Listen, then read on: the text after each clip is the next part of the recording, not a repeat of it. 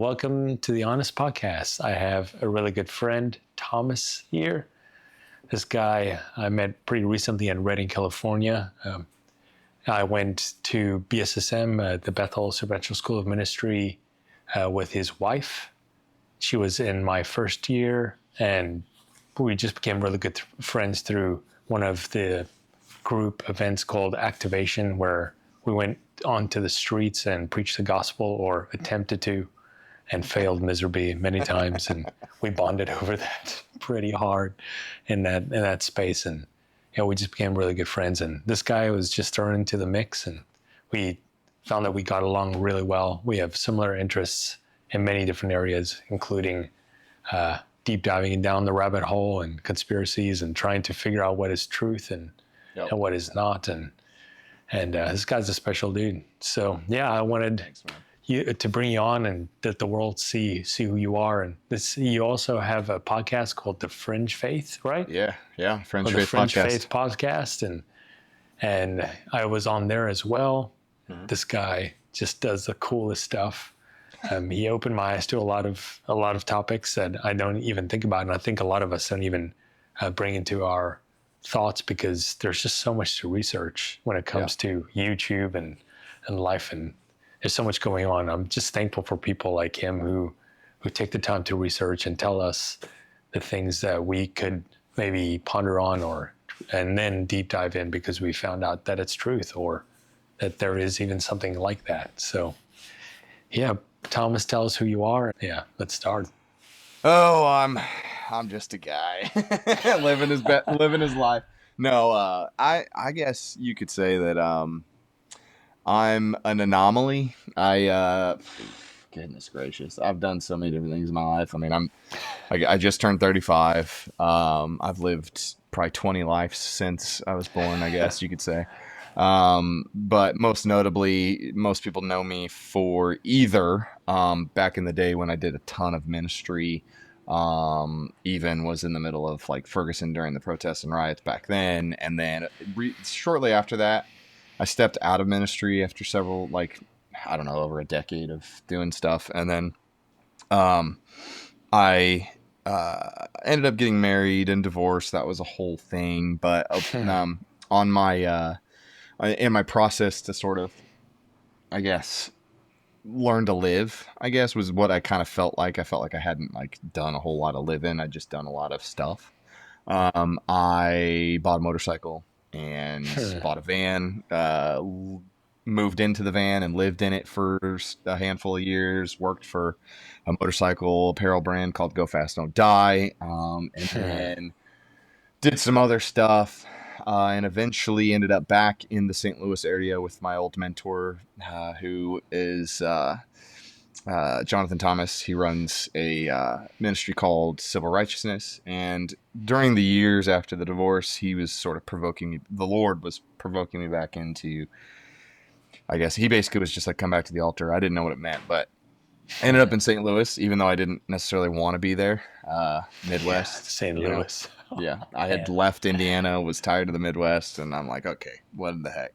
And God basically just met me there in a really crazy way, and talked to me about completion. It had been 9 years, and he was like, "You've become a more complete version of yourself." I had a ton of experiences that I wouldn't have had if I'd have just stayed within church culture, and I started to comprehend what life is like in a more full picture paradigm, I guess, beyond just because those people that when you ask them what do you love to do, and they're always I read my Bible and I worship and and it's okay, but what do you do? What do you do in your free time? If it's just that, so be it. Maybe some people are to be the priests and what do they call those, nun type person. Absolutely. But honestly, it's one shot way to go. But life is about the mundane, the fun, the enjoyable. It's about the holistic, health and being fit and strong. It's about being, present in the day to day. It's about the sweeping the halls and and cleaning your home. It's also about going out and enjoying your life, you know, whether it be motorcycles or disc golf or whatever else. And so he talked to me about like this whole full process of like, yeah, you have this base that I built under you when you were young in ministry, but there's also all this other, there's just this other aspect to life that you now get and you can teach other people to live into. And then there was also, you know, seeking truth. You know, I've learned so many different things over the last handful of years. And that's a big part of my story these last few years is like, you know, I am a challenger type. I question everything, not because, you know, I'm a doubter or because I'm just trying to be, what's the word, divisive, but because, you know, if you truly want to grasp the totality that you can of the, like say faith, for instance, I think Marty Solomon in this book, I think he says something to the effect of, it's called Asking Better Questions of the Bible. And he's talking about how people are afraid to ask questions because they think that it means that you doubt. But in reality, when you ask the right questions, it leads you to a stronger faith. And so between faith and life and all that stuff, I'm big on that.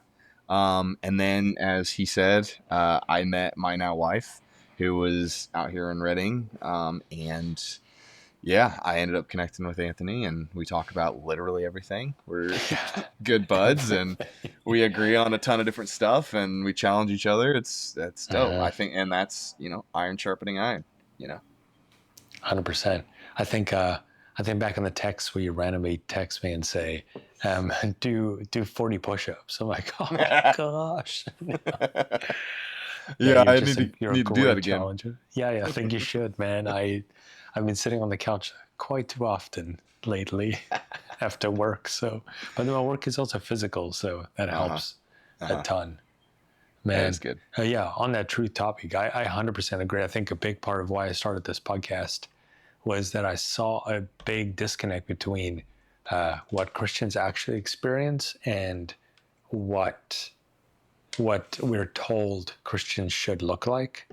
And it took me years to feel like I was a part of this thing, that it felt like I was a Christian that fit in some kind of a box that was relevant and right. And it was an agonizing process for me. So I think this podcast was to help others to see, oh, I'm normal. Like, I'm not alone in this process. Like, I have problems. I have gone through things. I have these questions. Like, I might be in the pursuit of truth. Like, you and I both have a passion for the truth. Some people might have a passion for literature or academics, but at the end of the day, God kind of envelops both of these things, your passion and to live this Christian life holy and blameless. It's a melding of designs and understanding, but also choices. He's the way, the truth, and the life. Like, he's the way, the truth, and the life, right? So there's an aspect of seeking out the Lord when you're seeking out truth. You know, and the dangerous part is, like, a lot of people, especially with conspiracy stuff, they go like, oh no, you'll end up in living in a bunker and like afraid of everything. And I'm like, no, that's not actually seeking truth. That's just confirming your fear biases. When you actually seek out the truth, you recognize that, a lot of the conspiracy world is, it's loaded and it's laced with both truth and lies. And you have to have the, what's that called? Discernment to be able to split, you know, and the spirit, because the spirit can cut, you know, soul from for spirit, or however that text goes, you know. In the same way, he can articulate what is true and what isn't. And so it's a process, but like, it really does. I truly believe that the more you seek truth, the more you are led to Christ. So I agree with that fully. Yeah, that's what I'm trying to figure out too. It's like, I don't want to be closed to any question, because at the end of the day, like, if you ask all the questions and you deep dive down the holes that of the things that make you feel like you're doubting the Lord or doubting this or that, you most often come to the conclusion that, oh, this is truth because I've seeked out this thing, instead of just saying, I blatantly look at this and it's okay. Like, sure, I'll do it. But deep in your heart, you just feel this frustration. Yeah. Like, Yeah. I don't It's know if I really believe it. yeah, it's like, oh, the historicity actually is there, you know?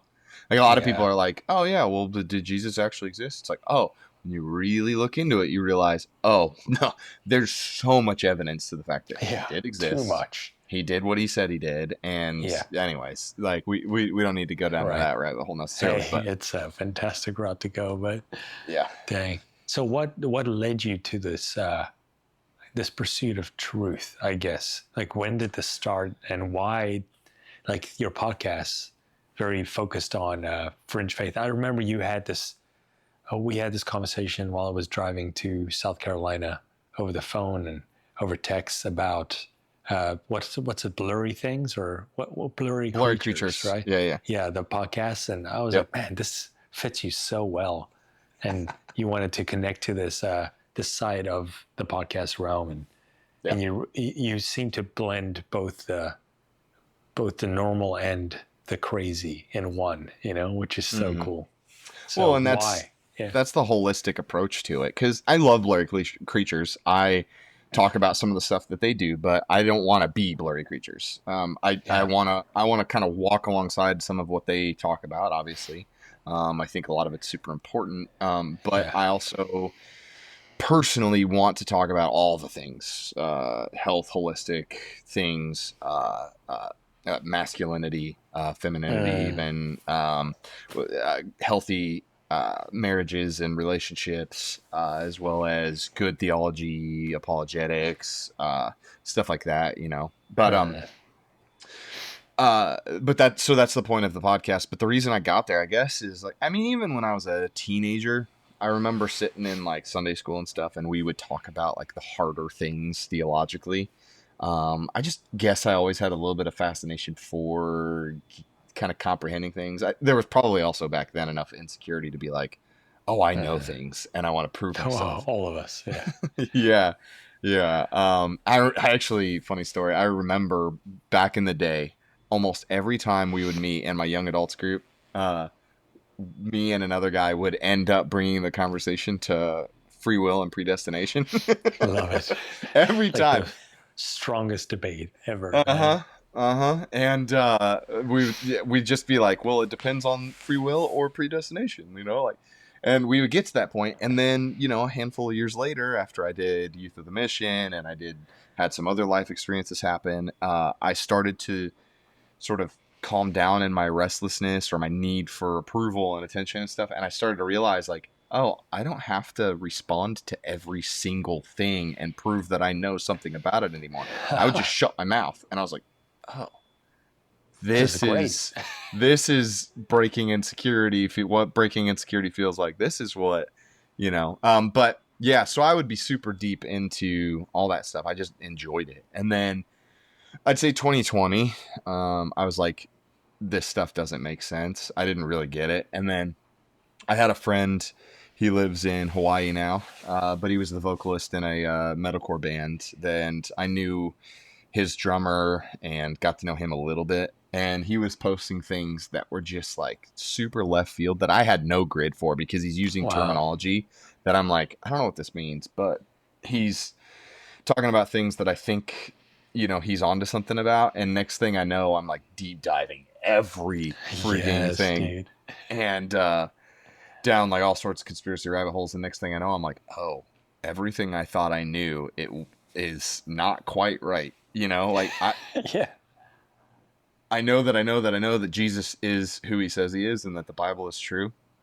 But man, there's so many layers to that. There's so much to like modern day society and politics and everything else that's so laced in this spiritual thing. Like,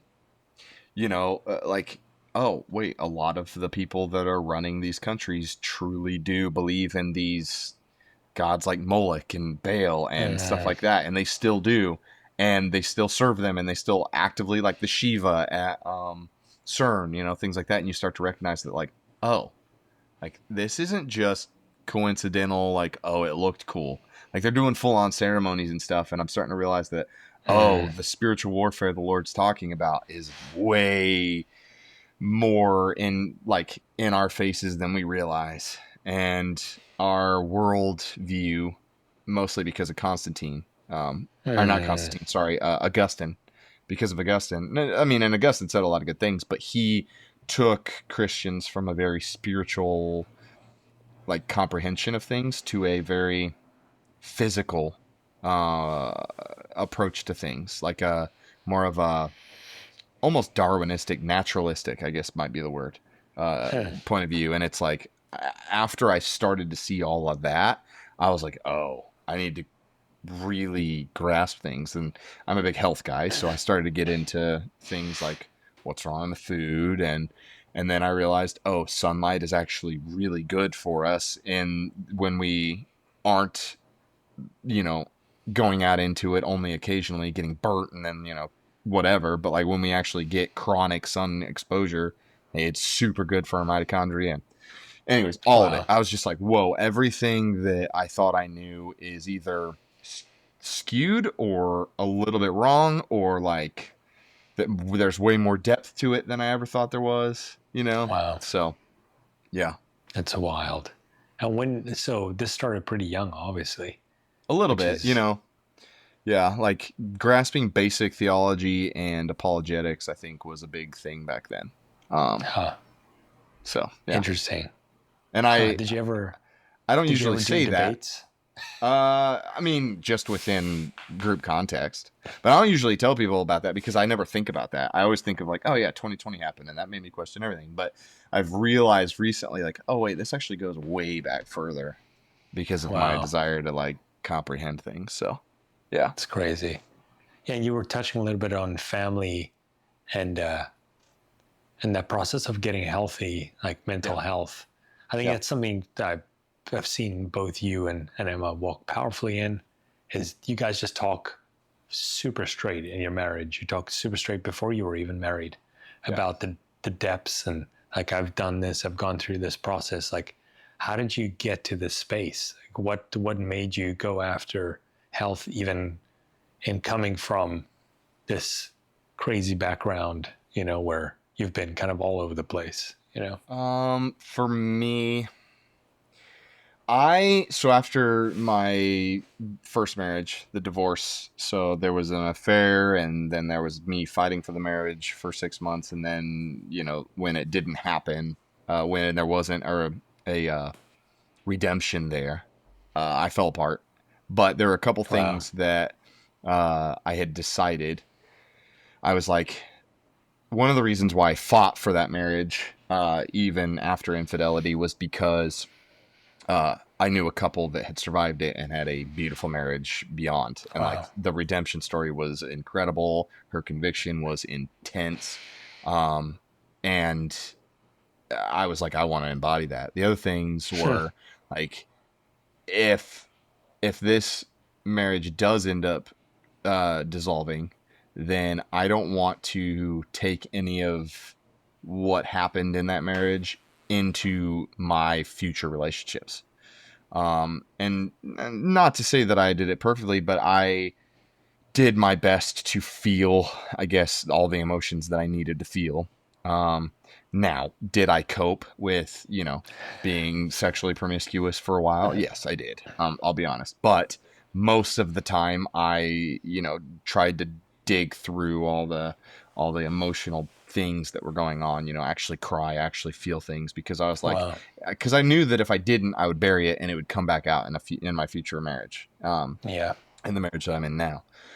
And through that, I guess, I think I just have always been super intellectual and trying to grasp things. And I had a pretty decent base of knowledge on how relational dynamics should be, I guess, and how to talk and how to whatever. Because even in that marriage, we never like fought. We would have like little disagreements and there were some things, but like I never raised my voice more than like my typical, like, I can be just loud just because I'm loud, but I never like yelled. We never like fought. And that was always in me anyway. It's just like, that's not a thing that I'm willing to do. But since then, I've learned how to articulate what's going on with me better, because even when I was going through the process of all the divorce stuff, I came to some friends and I was like, hey, I recognize that what I'm feeling is probably mostly lies, but I need to express them to you. Otherwise, they will just fester in me. And so I started learning stuff like that. And, over the years, I got better at it. And I guess I am open enough and vulnerable enough that I'm like, I'm not going to hide a bunch of stuff. I'm not going to, and I'm going to be honest. Like, you can take me or leave me is kind of my approach with anybody, any relationship. Even with Emma, in a lot of ways, she says that I sort of trauma dumped on her when we first actually started talking, I guess, but I don't remember that. But I do know that I'm the type of person that I'm like, hey, here's me and here's the stuff that I've been through and here's what's going on. Like, take it or leave it, kind of a thing. And I do that with a lot of people. I'll push things, subtly. I'm not like arrogantly pushing, like, what do you think of this? What do you think of that? And like, if you don't agree with me, then, but like, I'll like subtly like nudge people in things and see where they stand. And like, okay, can you handle where I'm going to go with this if I open up on it, or should I mute it, and kind of thing. So, so when it came to Emma, she was just like, yeah, okay, great. Yeah. Like, this is what you've been through. This is who you are. And, so it was beautiful in that. And then we did the pre-marriage course, which honestly, I think they should just open up as a relational comprehension course, because for all but the last session, that's what it is anyway. It's communication skills 101, really. Yeah. And, and we realized, like, first of all, we both have done a lot of emotional work. We both have learned to comprehend ourselves, or like understand ourselves enough. I'll put a pin in that part, but we went through it and realized, like, oh, we're doing a lot of this stuff already, but most people don't get this, and that's one reason why we were like, okay, I feel like we're gonna teach this at some point, or we're gonna, And there's been a few times where we've had conversations with friends of ours where we're like, hey, this is what we've seen works, and we've been able to sort of plant seeds. Sometimes people are more open than others, but the pin is that,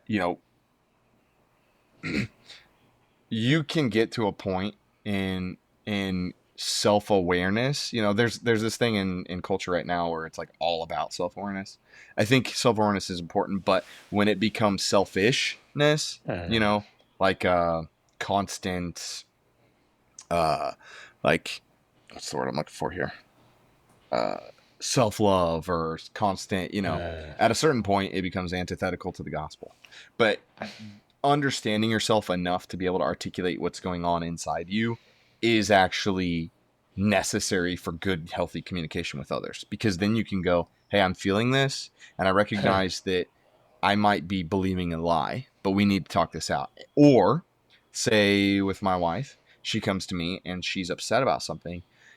Some of the language that we learned was, her emotions don't make me a bad guy, so I don't have to get defensive. I can just sit and listen and be like, hey, okay, why do you feel that? What's going on? If it's something that I actually did, then I can go, oh, I'm sorry, I didn't mean it that way. Or, hey, this was a misunderstanding. Right? Exactly. It's feelings. It's not necessarily truth. And I don't have to be insecure about, like, oh no, like, oh, she's mad. What did I do wrong? What's wrong with me? And I don't have to immediately go like, well, I didn't mean that, or obviously I wasn't. I don't have to defend myself. And I think if we can get to those points where it's like, it's not selfishness to the point of like, oh, it's all about me, and if I ever have to sacrifice myself for you, then that's manipulation. No, actually, that's like me loving you like Christ loved the church. It's not. I don't have to back away from. Anyways, that's a soapbox. Wow. Hey, it's true, man. But yeah, I think all that's. Wow. I guess that's kind of how I got to that. Part of it was the rebuild from destruction of that happened in my life. It was, and the willingness to face both my demons and face the music and face, what was going on inside me and all that. So, dang. So how would you say, because one of my biggest changes in my life was marriage. Before I was pretty immature and I had a lot of insecurities, specifically in the relationship realm, because it was hurt so much, or I was just reckless with my past dating experiences, or whatever you want to call it. Like, how was the experience different after marriage than what you expected? Like, You mean because the first that's marriage? first and second marriage. Like, I'd love to hear when you got married, Um, especially to Emma. Like, was it different? yeah, like what did you expect, and what have you found that it actually really is? Well, with Emma, I think I mean, we were so open and healthy from the beginning that it's exactly what I think I expected it to be, It's amazing, um, man. which is beautiful. Um, the first marriage, I recognized that there were things that I chose to like ignore as far as like red flag type things. And there were character issues. She wasn't a super strong Christian. She was pretty nominal, I think, as far as like where she stood. She had a few experiences, but nothing. But like as far as like where we were on like faith levels, I was way up here. She's way down here. She had she had been through stuff, and I thought at the time, I remember that like, oh, she's mature, but then she went through emotional, like, just got basically get hit by a hammer by her family, and just fell apart.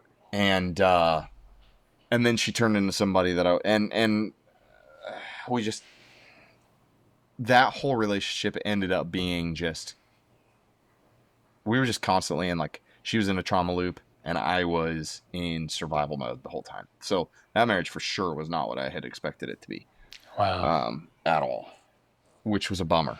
Yeah. But yeah, this one, honestly, I mean, it's a few things. I think used to take myself too seriously. And that's something I realized after the divorce.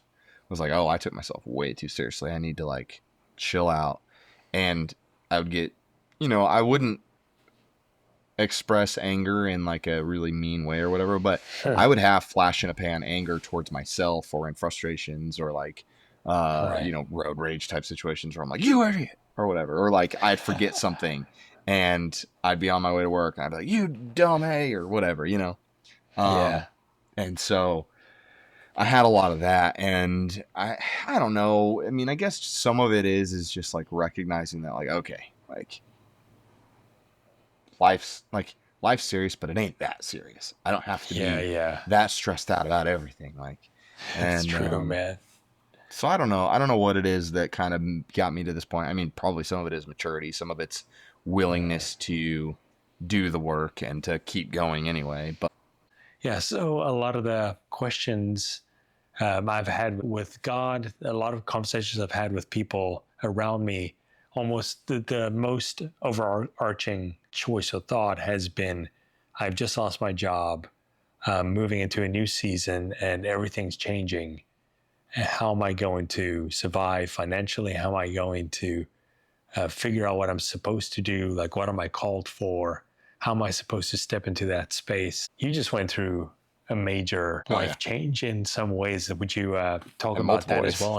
well, and also your expectations? What kind of journey has God taken you on in your mind in the space of provision as a husband, masculinity, like what it looks like when you Yeah. you have no control over your financial, your physical situation. I can't do this or that. Yeah, couple things. One, the detour is the path, right? Uh, Um, so whenever life feels like you're on a detour, like it's the path. It is the path that you're supposed to be on. It's the path you're on.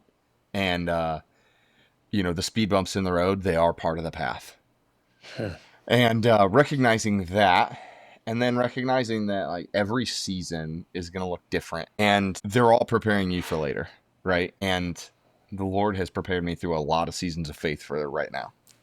And then one more thing that I'm thinking of before I really get into it, I think you interviewed somebody a while back, and he said something to the effect of, I believe it was on your podcast. He said something to the effect of like, "I'm not the head of my household, God is." uh, yeah. And like recognizing that, it's like, Yeah, it was Josh Coate, I think. Yeah. It ain't up to me. It's just not. It's not up to me. And so right now I'm in a season. So my wife and I are expecting within about the next 2 months to have our first kid. Yeah, which was a surprise. We weren't trying, but it happened, and so now we're waiting. And we were gearing up for that, getting all the baby things together and excited, and we kind of had a plan, financially speaking, midwives, all that stuff, and I was going to work, and we're going to do some stuff, and then there's other life changes that are around the corner probably too, and just a lot of stuff kind of just coming, right, and all that life change is just big anyway. And then a month ago, I was on my motorcycle coming home from work and sitting at a green or a red light. I'm looking around, cars behind me. I noticed some motorcycles behind me, and I'm in the front of the line. Coworkers, there's a coworker behind me, coworker beside me, and then there's the turn lanes. They're turning left out in front of me and across from our lane or whatever, and I'm in the right lane. And I look up, turns green. So I go. And I did not see the dude run the red light, turn left out in front of me. And I ended up hitting the back end of his truck. And the handlebars broke my hand. And I fell off the motorcycle onto the pavement on my left side. And now my hips and everything's super out of alignment. Like super twisted. It's like the x-rays look crazy. I will finally be going in for surgery Friday in 2 days. All right. Like that's a big deal because I'm not working right now. Got attorneys and, car insurance stuff is a nightmare. And I don't have health insurance. And so, there's certain things that we have to pay up front, which is a huge bummer. And that's coming out of, like what we had saved for everything else that's coming up, and it's like, ooh, it's super stressful. Wow. And in the midst of that, we had already paid for a baby moon, so to speak. We went to Hawaii, and we weren't sure we were going to be able to. If I needed to have surgery a lot sooner, then we were probably going to have to just not do it. But we had already paid for it, and then just this last weekend was my birthday, and we already had a planned trip for Yosemite. So there was all this stuff, and it's like, okay, what do we do?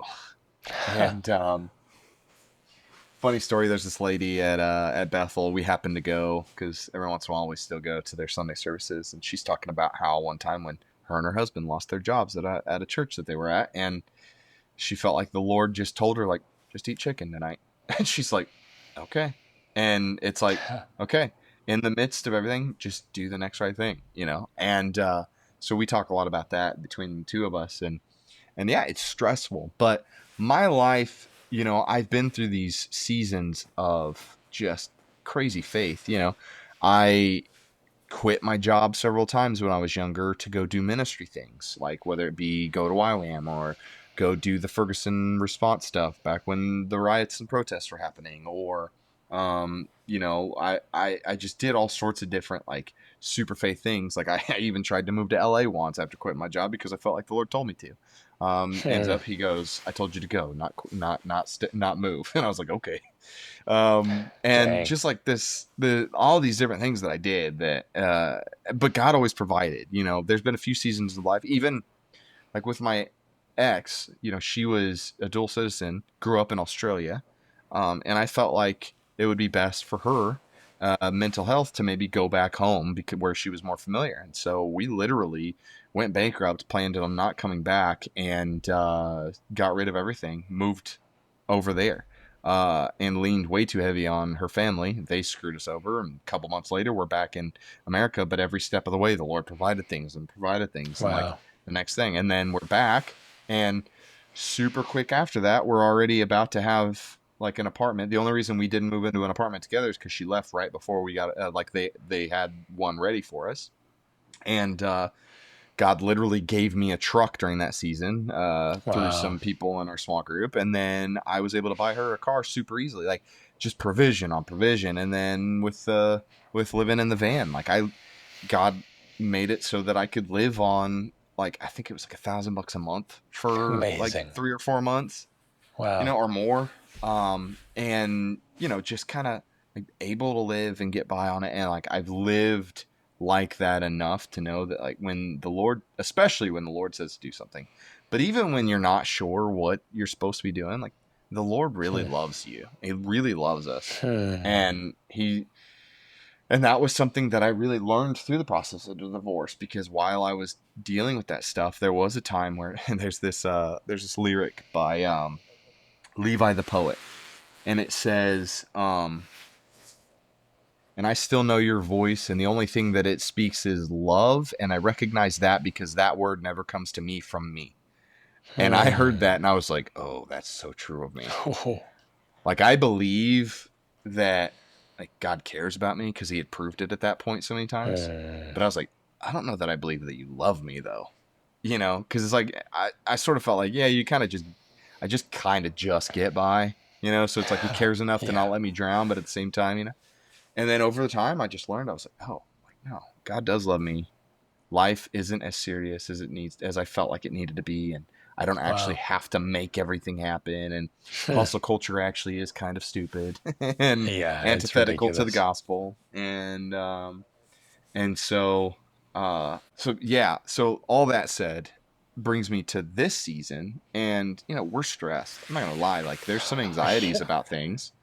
But ultimately, we just keep coming back to, like, you know, we were in Hawaii, and there's these things called koqui frogs that like chirp just a bunch, and they've got a very specific chirp, but we hear it every night when we're sleeping, and we'd be laying there and talking about all the things like the surgery and everything else, and we just started making this joke. Instead of, you know, God cares about all the birds, we'd be like, God cares about you more than the koqui frogs. And it's like just that reminder, and we keep saying it even though we're not in Hawaii anymore. It's like God cares about you more than that koqui frogs. He's gonna figure it out, you know. And so far everything has lined up enough, you know.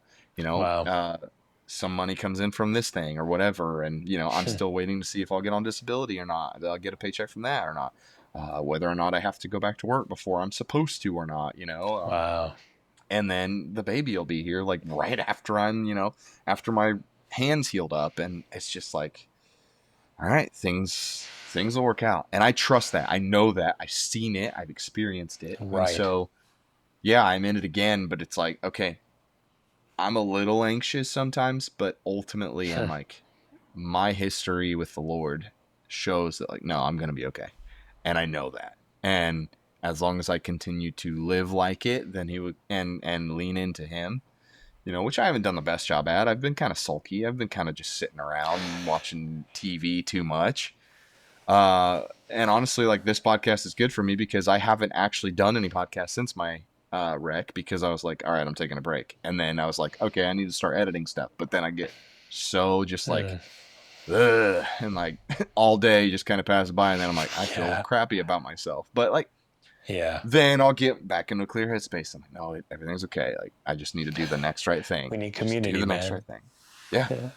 And we don't have that here hardly, which is another thing. I'll be honest, that's another thing. And that leads into more, you know, potential life changes in the future, or definite life changes in the future. But you know, that's not, you know, something we're just, you know, but I'm not gonna say, you know. Yeah, so. Totally get it, dude. Yeah. So that raises a good question. Why do you think it's so difficult for our generation, or at least almost everybody I know struggles with finding close friends? In our age group, I just find it very difficult for people to make the effort or time for us to be awake or not too tired to actually invest into people. Like, why have you found that community has been so difficult in the church or just in your life in these seasons? These things. Phones.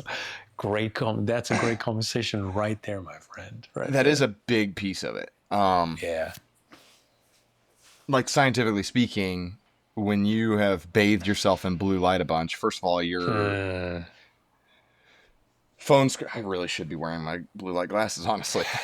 I wasn't even thinking about it, but you're looking at a screen right now. I know. Blue light. Like, we're getting inundated by blue light. Like, there's so much. You and I talked about this on our episode, so I'm not going to go super deep into that part, but like, it is destructive to our mitochondria, and our mitochondria is what fuels our life and our energy levels and everything else. And if our mitochondria isn't functioning properly, then we don't have the energy to whatever, and we're constantly bathing ourselves in blue light. Not only that, the dopamine just blast that we get scrolling Instagram or TikTok or whatever, we end up dopamine depleted, and we don't feel like we can do anything else. Wow. And we've lost a lot of our social capabilities. You know, I know guys like Gary V, they're always like, yeah, people are more connected than ever. And it's like, that's a good thing. I'm like, okay, but they're like surface level. Yeah, we are. We're super connected. But there's zero depth to most of our relationships. Yeah, it's scary. Yeah. So as far as a generation goes, those are the big things. We don't have conversational skills. I mean, look at the political landscape. Everybody's just bickering instead of, you know, being able to, hey, your emotions, the things that you're going through, the things that you're whatever, doesn't make me a bad guy. And yet everybody's conversation skill is, oh, you're upset about something? Well, we're upset at you then, you know, and we're going to fight now. And nobody's got healthy communication skills at all because we weren't taught it. You know, the public school system has just done what it was supposed to and completely inundate humanity into pretty much an oblivion almost at this point. Wow. And it's all of the above. It's all of that. As far as where we're at, you know, like Reading is such a transient community that it's just really hard to get plugged in. My goodness. And then with the way that our life is going, you know, it's just like, okay, well, as of right now, with everything going on, we can only invest so much. But, you know, I think there are pockets of people that are still doing it, you know. Emma's really close friends in Ohio do community super well, you know. And I've got people that I'm like community with sort of all over the United States now because of, you know, gallivanting and stuff, but like there's not enough depth in that, and I'm excited about our future. I think our future is going to have the depth that we need, but it is sort of like an actual epidemic in our society.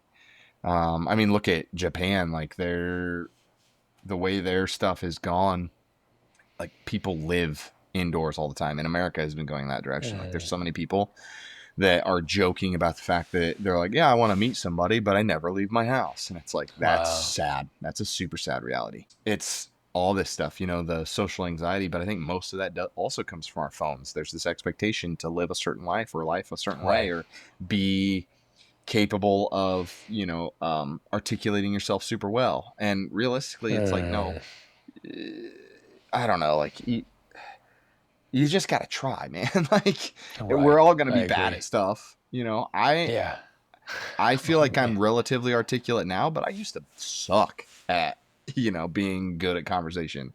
And I used to not be able to articulate a lot of my arguments well, but I just spent the time and I did the studying and I did this stuff. So it's like, we just got to embrace our humanity again, man. I feel like we just have it. And we've just been steadily moving towards this technocracy, what people are becoming, transhuman almost. Like it's not good. So it's pretty terrible. I agree. I think that's the hardest process for me has been finding best friends, people I actually want to see every single week. Like it's been years. I think recently I have more of that now. But I feel like it's momentary and then it disappears because people get too busy, or I get too busy, or I start becoming so self-centered in what I'm doing in my life that I forget to involve others. I think that's something I'm trying to figure out for myself, is just that like it's okay to rely on others. I don't have to like figure it all out myself, because that's my tendency, is to naturally just say, all right, I'm a man, like then my job is to fix things, to fix a car, fix all of this, you know, just put out the fires where I have to. That's a little bit natural, but it's also a little bit unnatural. It's 100%. A lot of it's actually society. But realistically, when you look back at healthy societies, you know, the saying, it takes a village to raise children, like it really should take a village to raise children, to do all the things, you know. we shouldn't, we shouldn't be like, society thinks that the old ways was, okay, the man goes to the house and the woman took care of the house. That, like, or goes to work and, sorry, let me rephrase that. Like, people think that the old ways was like the man goes to work and the woman takes care of the house. That's not the actual old ways. That's like after industrial revolution type life. Pre-industrial revolution, when things actually were the way they're supposed to be, a little bit more so.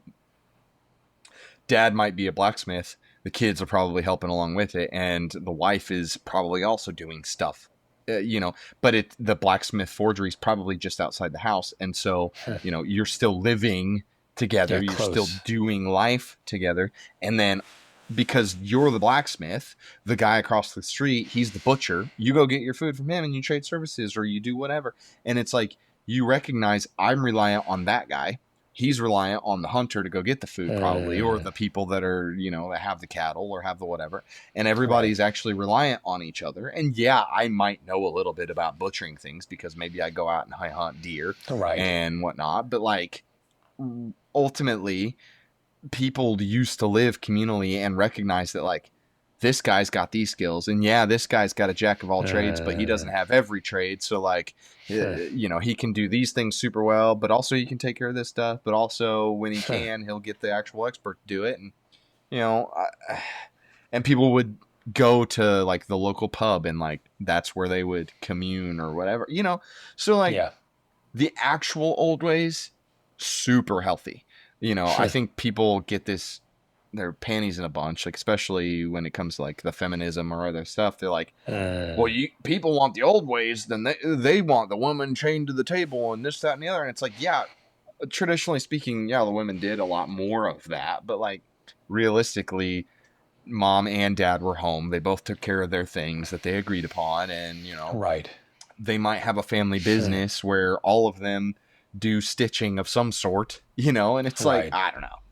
I think that's an actual healthy approach to community, and how we get back to that, I don't know. Yeah, that's a good question. I think Mary and I just had this exact conversation, the frustration of, like, we don't have people around us that we feel comfortable like leaving Jasper with, because it's like babysitting. Who do we ask to take care of our kiddo? When we want to go out, or when we want to do this or that. It's just like, we're not close to family. Like, having that fight with your own mind, like, did I make the right choice? Like, am I in the right place? Should I have been close to family? Like, there's so much that goes on. Like, the choices we make have all of these myriad of dominoes falling at the same time. Like, wow, like, we really take on too much responsibility ourselves, and we need to involve people in it. And how do you do that when you've done it for so long on your own? Yeah. Well, I think some of it is you have to be willing to self-sacrifice for yourself, or like for others, I mean, and then hope and pray that they'll do the same for you. But like, I think that's what the church was meant to be. I mean, right now it's an institution, and trying to actually collaborate real life with people is kind of goofy, especially because most people don't think like doing life means actually living into each other's lives on a daily basis, or like, who do you know who does that? Like, I actually know a couple people. Thank God, it's super few. I do not know many people, man. Well, like, so Emma's community in Ohio. Eventually we plan on being back there. But like, her close friends, they legit are like, they see each other as often as possible. They're like, actually living into each other's lives, I feel like. And it's not like, oh, let's just get coffee once in a while. It's like, no, like, Emma, before she came out to BSSM, it was like, she'd go over, she'd, do some chores around the house just to be helpful and stuff, but she'd be there in their lives, Why? And her other friends would be the same way. They'd be over there, and they'd actually, so, and it's not every week you're going to see each other all the time. It's not, it doesn't have to be that, but it's like a very intentional, hey, when stuff hits the fan or somebody's in the hospital, like, we're willing to drop whatever we can drop to be there for each other. And that's a covenant community. And you don't see that a lot because people don't know what covenant community should look like, but that's what the church should be working towards. So yeah, Oh man. man, that's so important. I think this is the kind of stuff we need to be focusing on more in our lives, because without it, we really are just selfish human beings that go through our lives trying to make our own things come true. And it's we like the last time we've helped someone change their tire or fix someone's car for free, or do that's just my world of like the physical hands-on stuff. But everyone's got something to give in their community, and we're like pawning our business off of the people around us to the point where it's like it's all transactional, and there's very few like sacrificial connections where we're giving. Well, it has a lot to do with that whole, like, back when I took myself too seriously, I felt like I had to be like hustling for the things. And when you're in that mentality, you're very self-centered. So they're very self-focused, very like, what's the thing that I need to do what? And I've just realized, like, listen, I've been around some seriously successful people. And I've just watched that it's like, yeah, you're super successful, but like, and like everybody thinks that your marriage is super great, but like you're like, okay, but there's this thing that's like super turbulent that you kind of just shove under the rug. And then there's this thing. And then as far as like relationally goes, like, yeah, you've got friends, but how many of them are actually super deep? Like how many of them could you actually open up to? And like, granted, these are people that aren't necessarily believers, and so they're not going to have quite the same moral compass as you and I would. But recognizing that, holy cow, that whole thing, that whole paradigm, it's just so unfulfilling. But that's what culture is about right now. 100%. And yeah, and we've got to get back to like focusing on people, and focusing on like relationships, because that's what's really like, that's what's actually like fulfilling is, when Christ said die to self, or die, like those that die for each other, and all the, those ideals. Like, it wasn't like just a good suggestion. It's like, no, this is how you live a fulfilled life. Is pick up your cross and lay it down for others, essentially. And everything else, like, yeah, we should go after things, but it shouldn't be like, I'm just not of the mind anymore. Like, I don't believe that our businesses should be our big priority anymore. I think they should be a priority, but not like the top one, and we treat it like it is, and then there's people that are like, yeah, God first, family second, and then my business. And I'm almost like, God first, family second, people third, and then your business, maybe. Right. Because, and I mean, all of those things coinciding each other will make a successful business. It's just what it is. And here's, I guess, I'm reminded of some things, but like,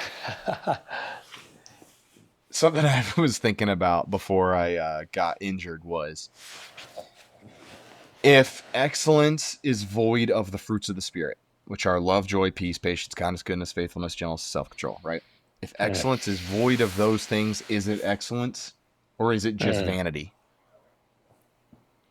Good question. I know dudes that are super successful, but they do not, like, they may have love for their family, but not for their employees. They may have joy in some things, but like when they're at work, they're so stressed out that they're not actually like having any joy or peace because of that, the stresses of everything. They're so anxious and worried about it, and like they're like, I've got to do it all. And even people that I know that are supposed to be God-fearing people, they're like they're so worried about they have to do it all, or like patience, they don't have a whole lot of that for their employees or whatever,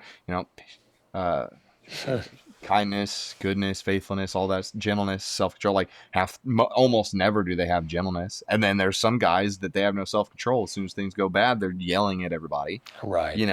And so it's like, okay, you've built this big thing and it's good, and maybe God told you to do it, but like, is it truly excellent if um, if there is no fruit of the Spirit in it and the way that you interact with it or whatever, you know.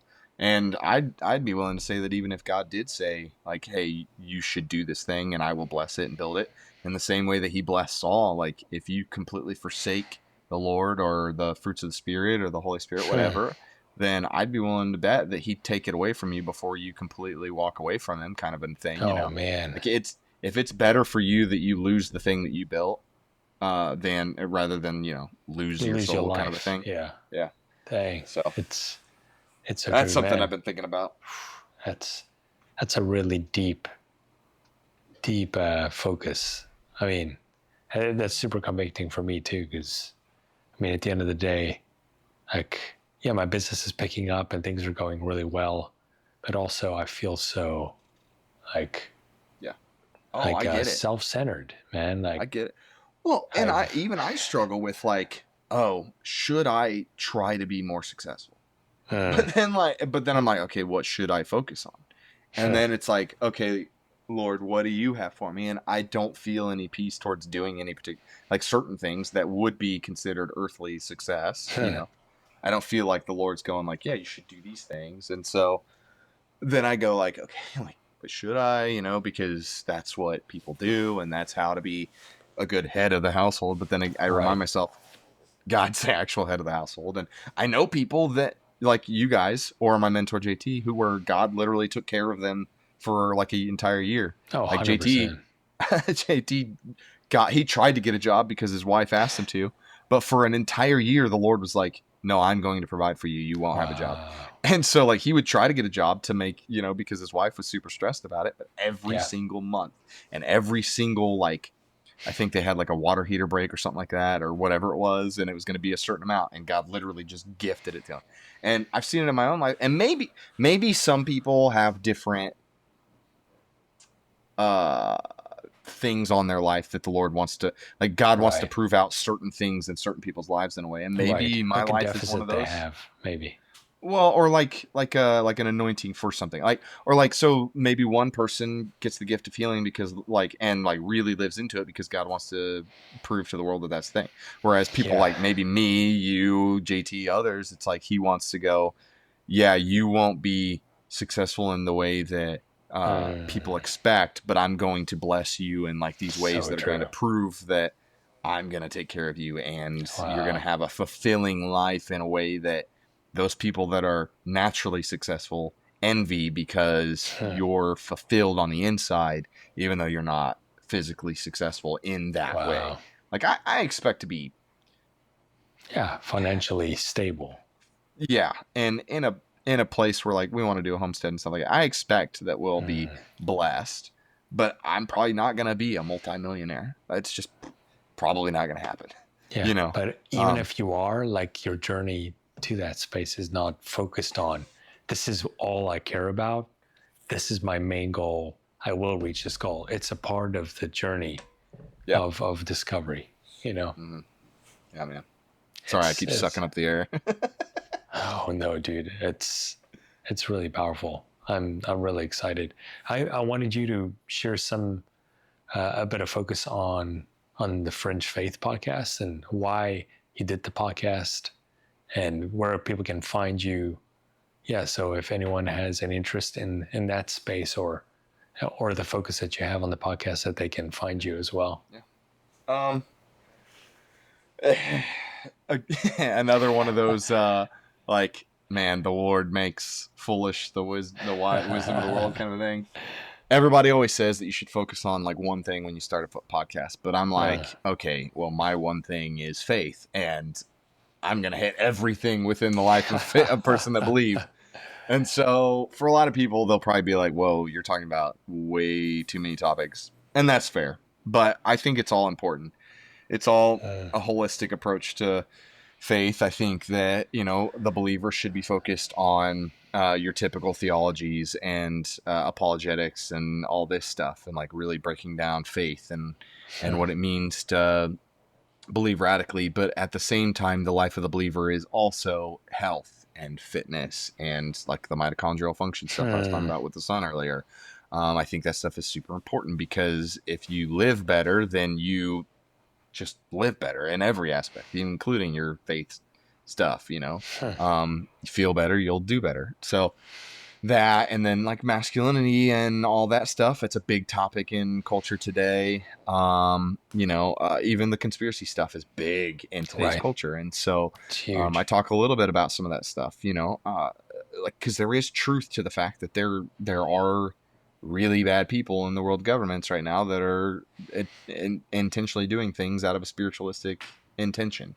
But on the flip side, are there, you know, reptilians, you know, shape-shifting in government? I don't think so. No, I think that has roots.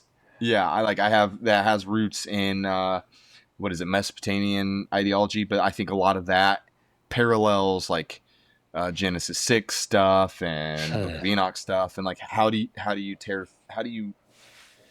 seek truth in our age of conspiracy? You know, you've got the political sphere, you know, you've got everything. So I'm talking about all of it because I believe it matters. You know, I even interviewed your buddy about